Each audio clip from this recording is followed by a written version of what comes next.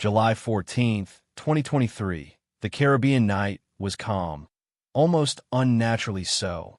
The ocean stretched out in every direction, a black mirror under a silver moon.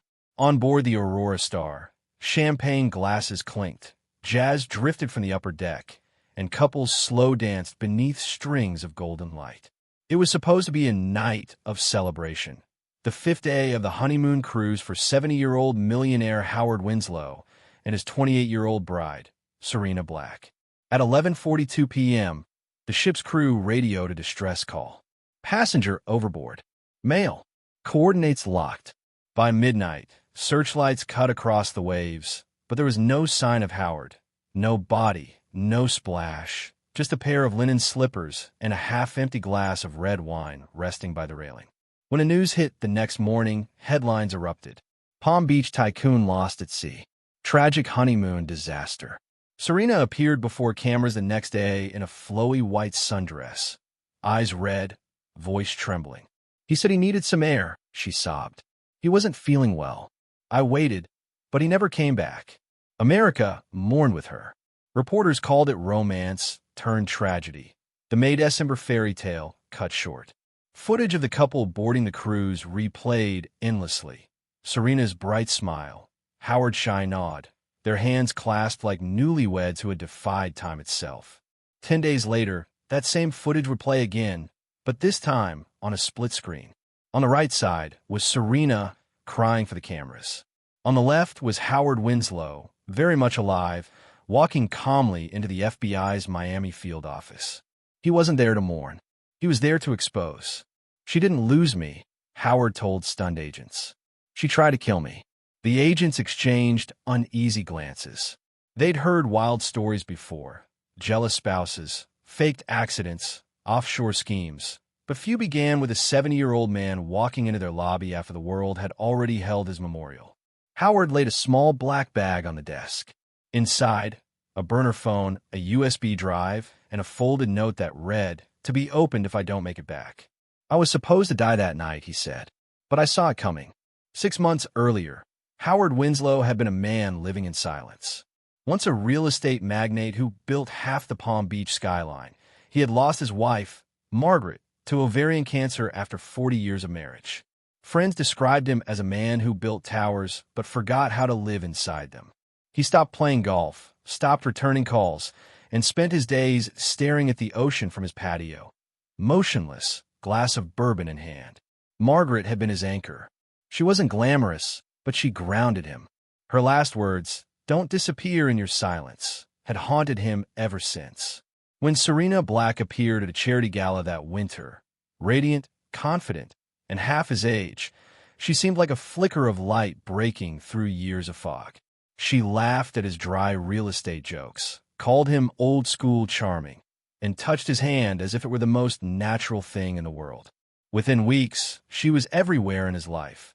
Breakfasts on the terrace, weekend trips to Naples, whispers about a future together.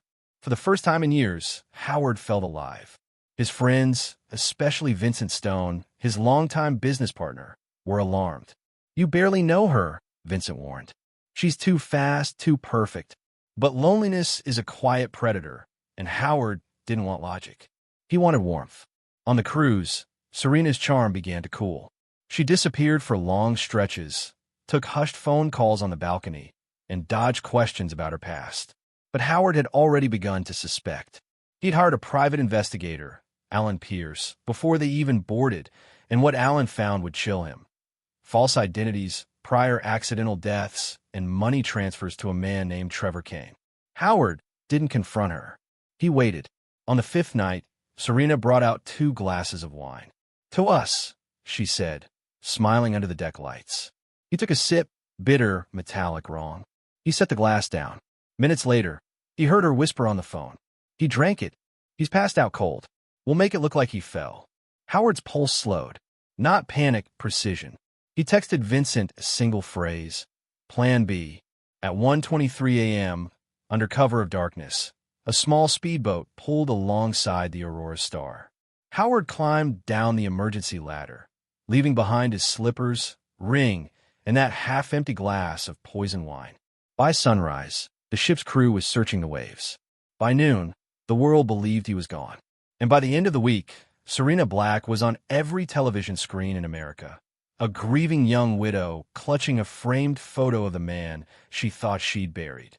What she didn't know was that Howard Winslow was watching, alive, and ready to make her pay for underestimating him. Long before his name made national headlines, Howard Winslow had already lived what most men would call a full life. He had money, respect, and 40 years of marriage to the kind of woman people wrote poems about. But when Margaret died, the world went silent for him. So silent that even the sound of the waves outside his Palm Beach estate started to feel like static. The Winslows had been one of Florida's golden couples. Howard, a self-made real estate developer, built high-rise towers that glittered across the coastline. Margaret, a city clerk turned philanthropist, devoted her life to charity, children's literacy programs, hurricane relief drives, Sunday school fundraisers. They were opposites in temperament, but inseparable in purpose. She made him softer. He made her stronger. Their love story began in a zoning board meeting back in 1979. Howard, 30 and ambitious, had presented a proposal for a beachfront condo complex.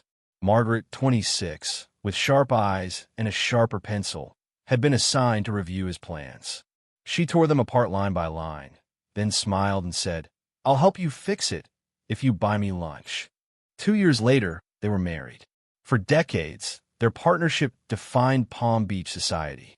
They were the couple who never missed a fundraiser, who hosted Christmas parties for the maintenance crews that built his towers. When Margaret got sick, stage 4 ovarian cancer, it was like the sun dimmed over the entire coastline. Howard spared no expense. He flew in specialists from New York, turned their home into a private hospital, slept on a cot beside her bed for 6 months. And yet, for all the wealth he'd built, money couldn't buy more time. Margaret passed away one April morning, holding his hand, whispering a final request. "Promise me one thing. Howard, don't disappear in your silence." He promised. But promises made in grief are hard to keep. In the years after her death, Howard did what widowers often do. He withdrew. He stopped attending charity events. The sound of laughter made him uneasy. His phone gathered dust.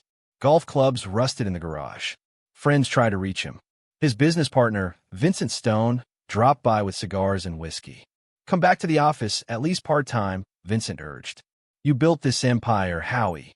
Don't let it die with you." Howard only shrugged. "Empires crumble eventually," he said. "I'm just speeding up the process." His world shrank to the size of his ocean view patio. Most days, he'd sit there from dawn until dusk, watching seagulls trace lazy circles over the surf. Meals came from the housekeeper. He slept in Margaret's old robe. He spoke to her portrait more than to anyone living. The man who once signed million-dollar contracts now couldn't bring himself to sign a Christmas card.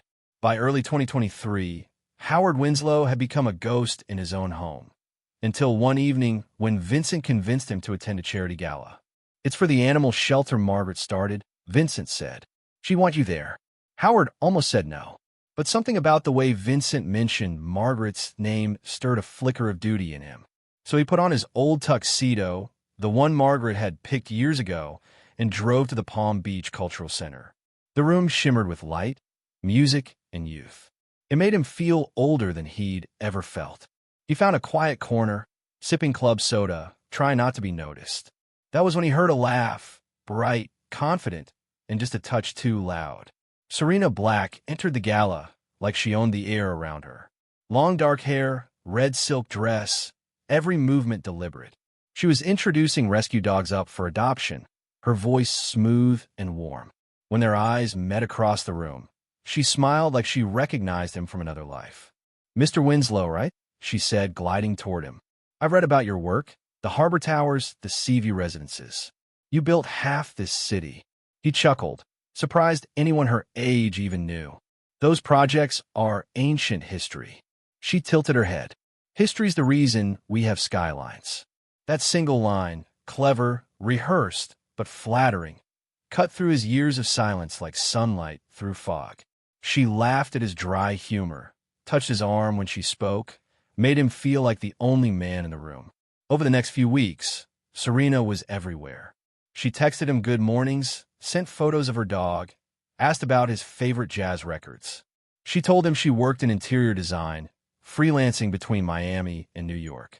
She said she loved older architecture, the kind that doesn't apologize for existing. Howard told Vincent about her. Vincent frowned. "She's young enough to be your granddaughter." "I know," Howard said softly. "But for the first time in 5 years, I don't feel invisible." That was the truth. After years of being treated like a relic, Serena made him feel wanted.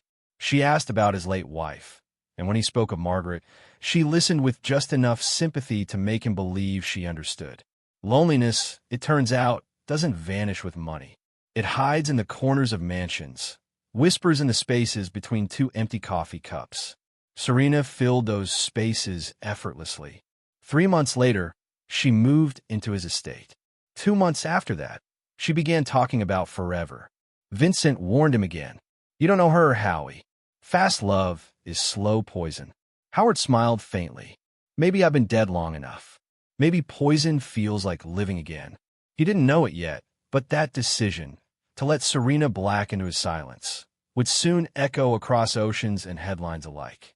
By the spring of 2023, Howard Winslow looked like a man reborn.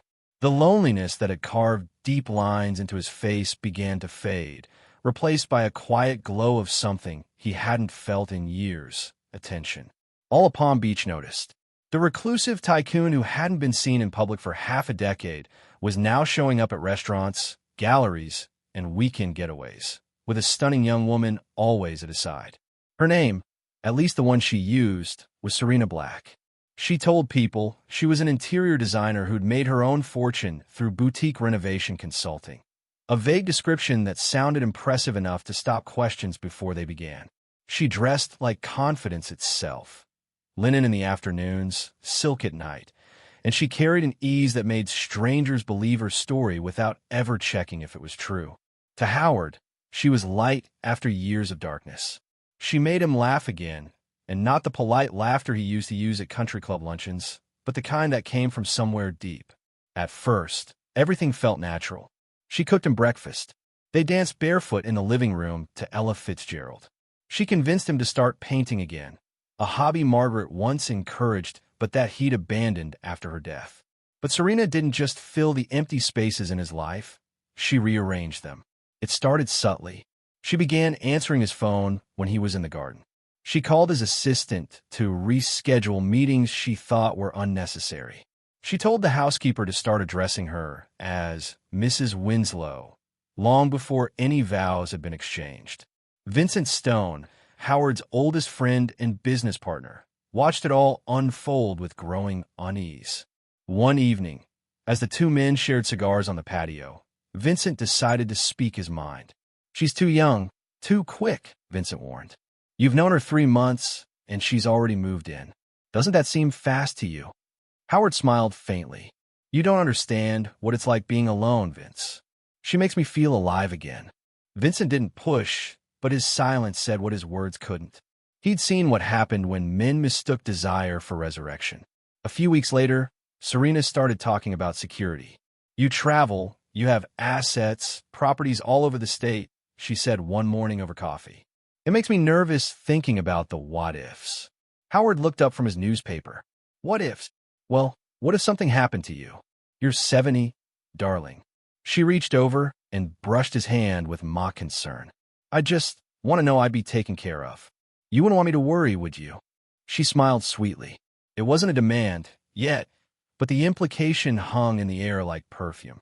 Days later, her attorney sent over a proposal for a $10 million life insurance policy with her as the sole beneficiary. Vincent hit the roof when he heard. "She's writing her own check, Howie. Are you out of your mind?" Howard hesitated. Logic told him this was insane.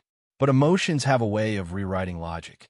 He told himself Serena just wanted security. After all, wasn't love about trust? He signed the papers.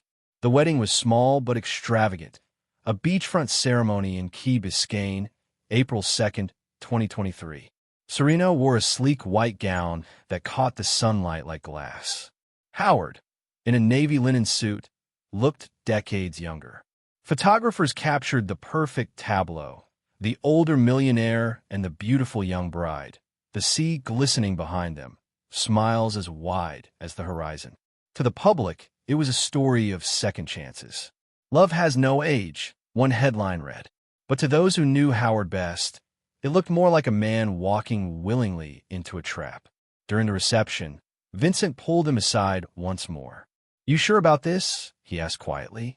Howard chuckled, half teasing, half defensive. "You'll see. She's not after my money, Vince. She's after me." Vincent sighed. "That's what I'm afraid of." After the ceremony, Serena wasted no time assuming her new role. She redecorated the mansion, changed his staff schedules, and had his personal driver dismissed. "Too old-fashioned," she said. Howard brushed it off, still caught in the haze of affection. He wanted to believe this was what a new beginning looked like. But late at night, when the lights dimmed and Serena fell asleep beside him, he'd sometimes stare at the ceiling and feel a twinge of unease. It wasn't fear yet, just an itch, a question he didn't want to ask out loud. Had he found love again, or just rewritten his own obituary? 3 weeks before the Aurora Star set sail, a manila envelope landed on the marble counter of Vincent Stone's office. Inside was a handwritten note from his oldest friend. "I think she's hiding something. I need to know who I'm really marrying. H.W." Vincent didn't hesitate. He'd watched Serena Black charm her way through every layer of Howard's defenses. And now, with the wedding approaching, his gut screamed that something was off. He picked up the phone and called a man he hadn't spoken to in years, Alan Pierce, a private investigator and former FBI analyst known for one thing: finding ghosts in the data. "Alan, I've got a name for you," Vincent said. "Serena Black. Palm Beach. 28. Engaged to a 70-year-old millionaire. I need to know everything fast." Alan Pierce wasn't the kind of investigator who followed people around with a camera. His tools were quieter: databases, deleted posts, encrypted archives. He once said that every lie left digital fingerprints. You just had to know where to dust. Within 48 hours, he called Vincent back. His tone was grim. "Your friend's fiancé has lived 3 lives under 3 names," Alan said, "and none of them end well. The first, alias, Melanie Stone, used in Arizona 5 years earlier. Under that name, she'd been the live-in girlfriend of Robert Larkin, a retired dentist found dead from an accidental overdose. No one had ever questioned it. The pills were prescribed, the death seemed clean. But Alan's data scrape revealed something the local police had missed. Melanie had been the sole beneficiary of Robert's updated will, executed just 3 weeks before his death. The second, alias, Jessica Carter, registered in Nevada. She had a fake business license, a dead-end address, and a deleted dating profile that read, "Seeking a gentleman of wisdom and means." That account, Alan found, was tied to several men who had died under unexplained circumstances. Then came the most damning link: recent money transfers from Serena's offshore account to a man named Trevor Kane, totaling over $120,000 across 3 months. The transfer notes were brief but chilling. One read simply, "For police." Another, "Doc's schedule confirmed." Alan forwarded everything to Vincent, who nearly dropped the phone. "Jesus," he muttered. "She's a professional." "More than that," Alan replied. "She's a predator." Vincent waited until Howard's next golf morning to visit him. When he arrived, the house was too quiet. The ocean breeze carried through the open patio doors. Howard sat in his armchair, reading the newspaper as if the world hadn't just turned upside down. Vincent laid the folder on the table. "Before you say anything, you need to see this." Howard's eyes scanned the documents: screenshots, wire receipts, copies of old obituaries. At first, he didn't react. Then his shoulders stiffened. His voice came out low and calm. "You're sure?" "As sure as death and taxes," Vincent said. "You marry this woman, you might meet both." Howard leaned back, staring through the window at the restless waves. For a long moment, he said nothing. Then, slowly, a strange steadiness came over him. "Don't tell anyone else," he said finally. "Not yet." Vincent frowned. "What the hell are you planning, Howie?" Howard looked up, and the sadness in his eyes was replaced by something colder: purpose. I'm giving her the chance to prove me wrong, he said. But I'm not walking into it blind. That night, Howard began his quiet counterattack. He bought a second phone under a fake name, hid it in his luggage, and used it to record daily voice memos detailing Serena's behavior. Each file automatically backed up to a secure cloud account Vincent could access if anything happened to him. He also called his attorney and amended his will, removing Serena as the sole beneficiary and transferring the majority of his estate to his niece, Claire Winslow, and a local children's charity that Margaret once supported. On the surface, nothing changed. To Serena, he was still the doting husband-to-be, soft-spoken, trusting, and eager to please. But behind every smile, he was taking notes, timing her calls, and watching the inconsistencies in her stories pile up like cracks in a glass floor. When Serena mentioned a honeymoon cruise through the Caribbean, Howard agreed instantly. "Sounds perfect," he told her. But that night, he called Vincent again. "Book me a favor with your security contact in the Bahamas," he said. "A discreet one." "Why?" Vincent asked. Howard exhaled. "Because if I'm right, that cruise won't just be a honeymoon. It'll be my last test, and her first mistake." The Aurora Star departed Miami beneath a postcard blue sky, the kind that made the Caribbean look like a dream. For everyone else aboard, it was. For Howard Winslow, it was a test, a week-long masquerade between predator and prey. Serena Black floated through the ship like a woman born for luxury. Silk robe by day, sequin gown by night, always the center of attention. The other passengers adored her. The newlyweds from cabin 403 called her an angel. The maitre d' said she had the grace of old Hollywood. But to Howard, that charm had started to feel rehearsed. He kept his act perfect. He smiled through dinners, laughed at her jokes, even kissed her forehead at sunset. But every moment, his mind was cataloging details. The phone she hid in her purse, the way her tone changed when she said she needed a little air. On the second day, he followed her discreetly during a stop in Nassau. She told him she was going to a boutique for souvenirs. Instead, she slipped into an alley beside the dock and spoke with someone out of view. When she came back, her hands were empty. That night, she pretended to be tired and skipped dinner. Howard ate alone, making conversation with a couple from Georgia, then returned to the suite quietly. Through the crack beneath the door, he saw Serena on the balcony, whispering into her phone. "Yes, it's happening soon," she murmured. "Stop worrying." When she turned and saw his reflection in the glass, her voice brightened instantly. "Oh, I was just talking to a friend from L.A. She's dying to hear about the cruise." Howard nodded, smiling, but inside, something cold settled in his chest. The puzzle pieces were falling into place. By the fifth night, the air itself felt heavy with dread. The sky was a velvet curtain of stars. The sea was calm, too calm. Somewhere below, the engine hummed a slow rhythm that matched the thudding in his chest. Serena emerged from the bathroom, wearing a white silk robe that shimmered under the deck lights. In her hand, she carried 2 glasses of red wine. "To us," she said softly, handing him one. 5 days in paradise." Howard took it carefully. The glass caught the moonlight as he lifted it toward his lips. For a split second, he caught a strange scent, metallic, bitter. His instinct screamed. He let the wine touch his tongue, but didn't swallow. "You've been quiet tonight," Serena said, leaning on the railing. "Something on your mind?" He forced a smile. "Just thinking about Margaret." There was a pause, small, sharp. Then Serena smiled, her voice honeyed but hollow. "You can miss her and still love me, you know." He nodded, setting the glass gently on the table.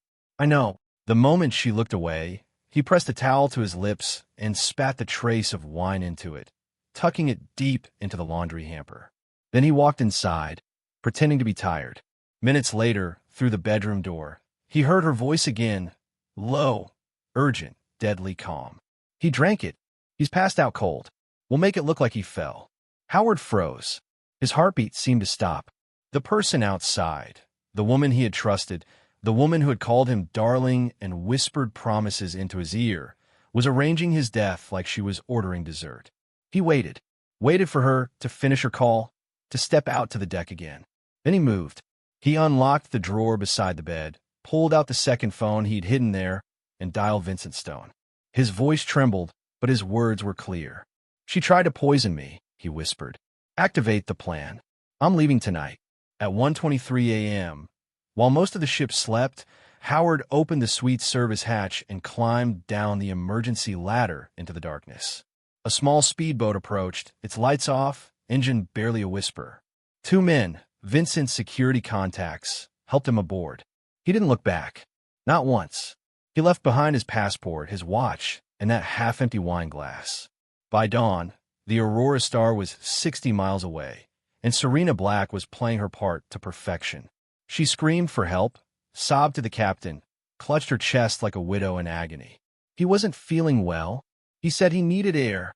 The only things found on the deck were the slippers and the wine. For the world, it was tragedy. For Howard Winslow, it was survival. And for Serena Black, it was the beginning of her end. For 10 days, Serena Black played the part of a grieving widow so flawlessly that even Hollywood would have applauded. She held her husband's memorial in their Palm Beach mansion, dressed in black silk with a single diamond teardrop pendant glinting against her chest. Cameras flashed as she stood by a framed portrait of Howard Winslow, eyes brimming with tears that never quite fell. "He was the love of my life," she whispered to reporters, her voice soft and trembling. The world believed her. News outlets called it the honeymoon tragedy. The beautiful young wife who had lost her older husband to a cruel twist of fate. The story was too cinematic to question. But behind that public sorrow, Serena was already thinking ahead. 2 days after the memorial, she contacted Howard's insurance firm to begin processing the $10 million policy. She even joked lightly to one of the representatives on the phone, "I'll try not to spend it all at once." She had no idea that Howard Winslow was very much alive and watching every moment of her performance. While Serena cried for the cameras, Howard sat in a secure apartment in downtown Miami, under the protection of Vincent's private security team. The shades were drawn, his phone muted, the air thick with salt and disbelief. He had survived, but survival came with a strange stillness, the kind that felt almost like guilt. "I'll let her think she won," he told Vincent quietly. "If I called her bluff sooner, I'd be the one in the ocean." Vincent handed him a cup of coffee. "You're alive, Howie. That's what matters. Now, let's make sure she isn't." 3 days later, Howard walked into the FBI's Miami field office with a black briefcase full of evidence. The agents at the reception desk thought it was a prank, until they saw the passport photo that matched a man declared dead at sea. "I'm Howard Winslow," he said simply, "and I can prove my wife tried to murder me." He placed the briefcase on the table. Inside were audio recordings of Serena whispering. He drank it. He's passed out cold. Copies of her offshore wire transfers to Trevor Kane. Photos of the hidden phone he'd found in her purse. The wine-stained towel containing traces of zolpidem, the sedative she had slipped into his glass. Within hours, the FBI verified the evidence and opened a criminal case. On July 24th, 10 days after his supposed death, Serena Black was arrested at Miami International Airport. She was wearing oversized sunglasses, a designer tracksuit, and carrying a one-way ticket to Belize, plus $40,000 in cash stuffed into her Louis Vuitton bag. When agents approached her, she didn't scream or resist. She just exhaled softly and said, "I suppose he couldn't stay dead forever." By that evening, her mugshot was on every major network. The widow America had mourned was suddenly the Black Widow bride. As the story unraveled, new names surfaced. Investigators traced Serena's previous identities: Melanie Stone, Jessica Carter, Cleo Ramsey, and found a chilling pattern. Each name connected to a dead man, each death followed by an insurance payout or inheritance. In Arizona, a retired dentist named Robert Larkin had overdosed weeks after revising his will. In Nevada, a small-time investor had fallen down a flight of stairs just after naming Jessica Carter as his life partner. And now, in Florida, Howard Winslow had nearly joined the list. The media swarmed. Talk shows dissected her motives. Podcasts speculated on her body count. But amid the frenzy, one quiet figure stepped forward: Grace Larkin, Robert's daughter. Grace had spent years trying to convince authorities that her father's death wasn't an accident. When she saw Serena's face on the news, her blood ran cold. "That's her," she whispered to a friend. "She killed my father, and she almost did it again." Grace flew to Miami and contacted the district attorney's office, offering her father's old voicemails, financial records, and emails as supporting evidence. For the first time, the dots began to connect. Serena's crimes weren't impulsive. They were systemic. Each man had been handpicked, studied, groomed. But this time, her mistake was underestimating one of them. A man who'd spent 40 years reading people, building empires, and learning how to survive storms. On the night of her arrest, Howard stood on his balcony overlooking the city lights.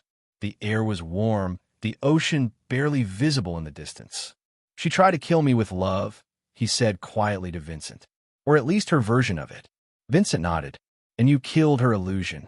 Howard watched the horizon. "No," he said. "The truth did." By October 2023, the Black Widow bride case had become a national obsession. Every news channel replayed the same clips. Serena Black in handcuffs at the airport, her tearful interviews from the memorial, the haunting side-by-side of her mourning, and Howard Winslow walking into the FBI alive. The courthouse in downtown Miami buzzed like a hornet's nest. Crowds lined the steps, journalists elbowing for space. Some came for justice, others came for spectacle. It was everything Serena used to crave: attention, control, the spotlight. Only now, she wasn't the starlet of sympathy. She was the villain in her own tragedy. Inside courtroom 3B, the air was thick with heat and curiosity. Judge Marion Holt presided, unflappable despite the chaos outside. The prosecution, led by Assistant District Attorney Marisol Vega, had spent months building a case so airtight it practically breathed. On the defense side sat Serena Black, dressed in cream blouses and muted blazers, her hair pulled back neatly as if restraint could disguise calculation. When a bailiff called, "All rise," Howard Winslow stood. The woman who once whispered "forever" across candlelight turned to look at him, her expression unreadable. For a fleeting moment, she smiled, small, haunting, and cold. Marisol Vega began without theatrics. Her voice was calm, her tone surgical. "This is not a story about love," she told the jury. "It's a story about power. About a woman who saw affection as currency and marriage as a means to murder." She outlined the evidence: the poison wine laced with zolpidem, the hidden phone, the wire transfers to Trevor Kane, the audio recording of Serena's voice saying, "He drank it. He's passed out cold. We'll make it look like he fell." Across the room, Serena's attorney, Gordon Blake, leaned forward, waiting for his turn. When it came, he painted a different picture. "This is a misunderstanding fueled by pride and paranoia," he argued. Mr. Winslow, humiliated by a failed marriage and public scrutiny, staged his own disappearance to punish my client. He wanted revenge, and now he's rewriting history to justify it. The jurors shifted uncomfortably. Both stories sounded incredible, but only one had evidence behind it. When Trevor Kane took the stand, the courtroom fell silent. He was thin, pale, his orange jumpsuit stark against the wood-paneled walls. The man who once helped Serena orchestrate her cons now sat as her accuser. "She told me it would be quick," Trevor said. "She said the old man was soft, easy. I helped her set up the accounts. But I didn't touch him. I swear." He described their plan in meticulous detail. The offshore accounts, the fake identities, the post-accident extraction point in Nassau. "She promised me we'd disappear. Start fresh in Belize. But the night he fell," she stopped answering. "That's when I knew she turned on me too." Marisol Vega let the silence hang before she asked her final question. "Mr. Kane, did she ever express regret?" "No," he said. "Just disappointment that the payout wasn't higher." Then came the forensic experts. They confirmed traces of sedatives in the wine glass Serena had poured. A chemist testified that the dosage was lethal for a man of Mr. Winslow's weight and age. Crew members from the Aurora Star recalled Serena's composure after reporting Howard missing, too calm for a woman whose husband had supposedly fallen into the ocean. "She told me he must have gone for air," said the ship's steward. Then she asked about insurance paperwork, same night. But the most powerful moment came when Howard Winslow himself took the stand. He walked slowly but upright, his navy suit pressed, his voice steady. The courtroom seemed to hold its breath. "I wanted to believe she loved me," he began. "I wanted to believe that I wasn't just a lonely old man with more money than sense." He looked at Serena, who stared back, expressionless. "I spent 40 years reading people. Building skyscrapers teaches you to see cracks before they spread. I saw them in her smile. I just didn't want to admit it." When asked how he knew she intended to kill him, Howard nodded to the prosecution screen. A click echoed, and her voice filled the room. "He drank it. He's passed out cold. We'll make it look like he fell." The jury froze. One woman covered her mouth. Howard's voice stayed calm. "I didn't fake my death for revenge," he said. "I did it to stay alive." When Serena finally took the stand, she was both defiant and strangely poised. "He orchestrated all of this," she claimed. "We had an argument. He disappeared to make me look guilty. He's manipulating everyone." But under cross-examination, her cracks showed. Marisol Vega confronted her with screenshots of the encrypted messages to Trevor Kane. "Meet me at the dock. Bring the bags." Serena faltered. "That's not. Those were taken out of context." "Out of context?" Vega asked. "You were planning a trip with a man who wasn't your husband, on the night your husband fell overboard?" Serena snapped, her voice rising. "You don't understand. He treated me like a possession, just another one of his trophies. And so you decided to cash him in?" Vega shot back. The room buzzed. Serena's control slipped further. When Vega replayed the recording again, Serena whispered under her breath, "You can't prove intent." The prosecutor didn't miss a beat. "You didn't have to say it. You recorded it." After 2 weeks of testimony, the trial drew to a close. The jury deliberated for just 3 hours. When they returned, the forewoman's voice was clear and firm. "We find the defendant, Serena Black, guilty on all counts. Attempted murder, conspiracy, insurance fraud." Serena didn't cry. She didn't plead. She simply turned her head toward Howard, and for the first time, her mask broke. Not into tears, but into something worse, a small, mocking smile. The judge sentenced her to 25 years in federal prison without parole. Cameras flashed as guards led her away, shackles clinking like punctuation marks to the end of her deception. When reporters asked Howard how it felt to see her convicted, he said only one line: "I was warned once already. I don't need to be warned again." But later, alone in his condo overlooking the Gulf, he opened his leather journal and wrote another. "Love didn't kill me. Blindness almost did." Outside, the sea was calm again, the same sea that once tried to swallow him. This time, he didn't look away. The courtroom lights had dimmed. The crowds, the cameras, the endless noise of the trial, all gone. For the first time in months, Howard Winslow was alone again. But this time, the silence didn't feel like punishment. It felt like peace. He sat on his balcony in Sarasota, the evening tide whispering against the shore. The sun was sinking low, turning the Gulf waters gold. He had survived the woman who tried to kill him, survived the story that nearly defined him. But now came the harder part, figuring out what to do with the time she didn't take. 6 months after Serena Black's conviction, a plain white envelope arrived at Howard's door. No return address, just a line of handwriting he knew instantly, elegant, deliberate, with that strange curl on the S. Inside was a single sheet of paper. "I meant it in the beginning. The breakfasts, the dancing, the laughter. But love fades and need remains. You understand that better than anyone. S." He almost threw it away. Almost. Instead, he folded it once and placed it in a drawer next to Margaret's last note, the one that said, "Don't disappear in your silence." 2 ghosts of love, side by side. That night, Howard couldn't sleep. He dreamt of Serena's eyes, how they'd never blinked when she lied. And in that dream, she wasn't a monster. She was empty, hollow, the kind of emptiness that devours whatever it touches. When he woke, the decision was already made.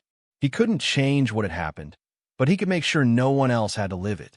Within months, the Winslow Foundation for Victims of Financial and Romantic Exploitation was born. It wasn't glamorous, just a 2-room office above a cafe in downtown Sarasota. But Howard didn't care about appearances anymore. He cared about impact. He poured part of his fortune into the foundation, funding a hotline, legal aid, and online awareness campaigns for older adults targeted by romance scams. The mission was simple but personal, to help those who mistook manipulation for love. By his side stood Claire Winslow, his 27-year-old niece, a digital designer who'd once thought of her uncle as a relic from another era. Now, she saw him as something else entirely, a man rebuilding not for himself, but for others. Claire designed the foundation's first campaign, Protect the Vulnerable, Believe the Unheard. It featured faces and stories, some survivors, some not. One woman from Kansas had been tricked into selling her house to a fake fiancé. A retired veteran had lost his savings to a woman who claimed to be stranded overseas. Each story echoed Howard's, but with endings not as fortunate. Howard read every submission, every plea, every line of regret, and each one reminded him why he was still alive. "We can't stop evil," he told Claire one afternoon, "but we can make it harder for it to hide."